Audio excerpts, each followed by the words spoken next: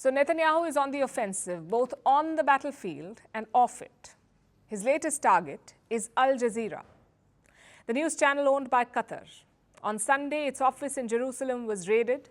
Israeli officials turned up with a government order. They also took away some equipment. But more importantly, the broadcast has been banned. So you cannot watch Al Jazeera on Israeli cable. Just look at these pictures. If you switch to Al Jazeera, you will see this plate. It says the transmission has been blocked in Israel. But the ban itself is not surprising. Israel's parliament passed a new law last month. It allows the government to ban any foreign broadcaster. Just one condition: it must be considered a national security threat. So Prime Minister Netanyahu already had the power. All he needed was the go-ahead. On Sunday, he convened his cabinet members and he had a simple message for them. Al Jazeera is a mouthpiece of Hamas, so it's time to ban them. Al Jazeera reporters harmed Israel's security and incited against IDF soldiers. It is time to remove the Hamas mouthpiece from our country.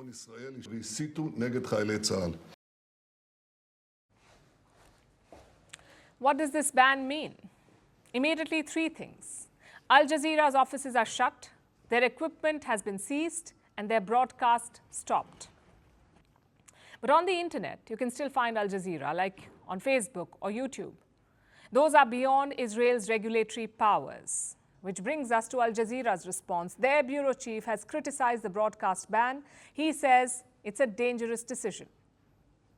It's political things, because at least Prime Minister Netanyahu and his far-right government that he is leading in Israel, they're looking all the time how to have benefits for their base, elected base. This decision is a very dangerous one. Israel cannot claim all the time that she's a democracy, that it's democracy, and at the same time they are cutting and prevent the journalists to do their job. Al Jazeera is a shady customer. Most of their funding comes from the government of Qatar. And who else does Qatar fund? Hamas.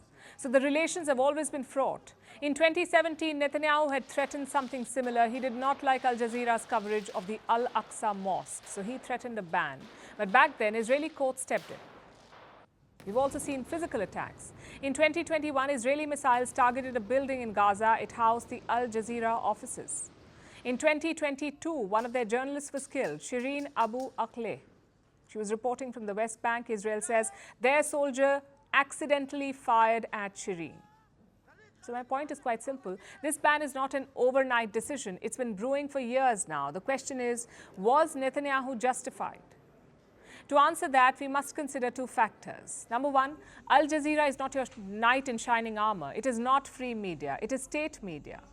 No different from, say, CGTN, the Chinese broadcaster.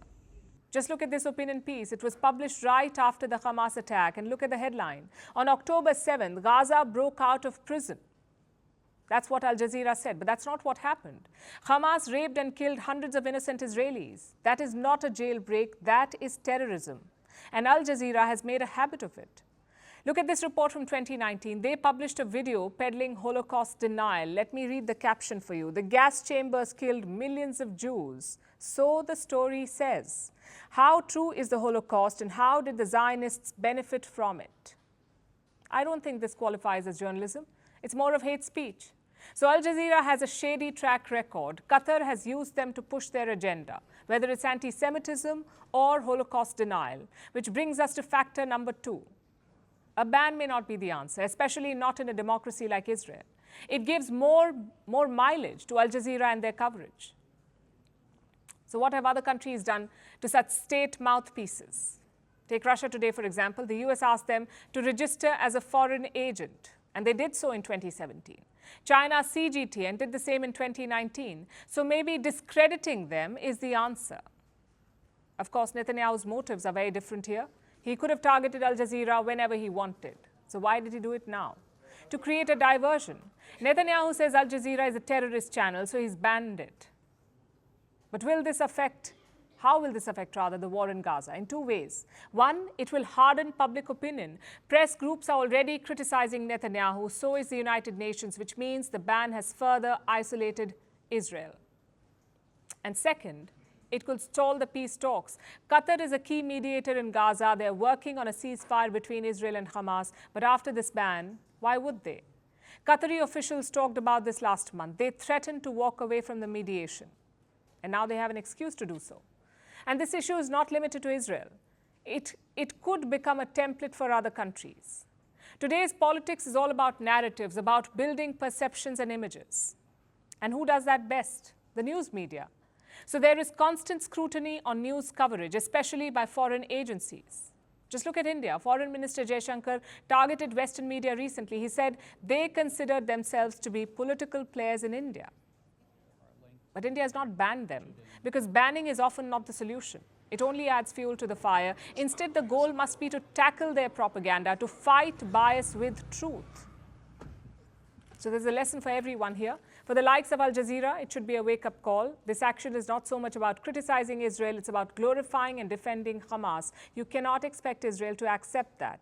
At the same time, Netanyahu has far more important things to do. His allies are abandoning him, his people are fed up with him, and his war has killed tens of thousands of people. Yet what does he do? Go after a news channel. It's a diversionary tactic, and one that could backfire. Firstpost reports from the world's second largest continent. Hello, I'm Alison Lagrange. A very warm welcome from Durban, South Africa. We get you the news and the newsmakers from Africa. South Africa goes to the polls on the 29th of May. I will track the election and bring you ground reports. Is it the end of the road for the African National Congress? And will former President Jacob Zuma stage a dramatic comeback? From elections to climate change to innovations and opportunities. As the world's attention shifts, we report from Africa, the heart of the global South. Join me every weekday live on Firstpost.